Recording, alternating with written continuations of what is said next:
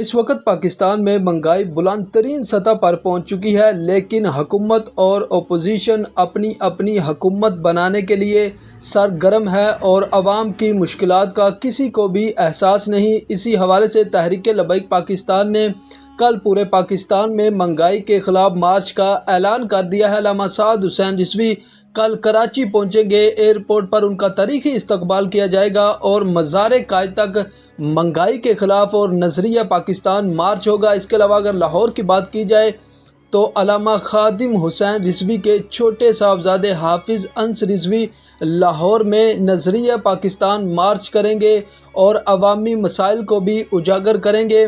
اس کے علاوہ ملتان میں پیر سید ظہیر الحسن شاہ جو ہے وہ مارچ کریں گے۔ اور آپ ہمیں کمنٹس باکس میں بتائیں کہ آپ کس شہر سے کس مارچ میں شریک ہوں گے۔ چینل کو سبسکرائب کریں، ویڈیو کو لائک کریں اور اس ویڈیو کو زیادہ سے زیادہ شیئر کریں۔ اللہ حافظ۔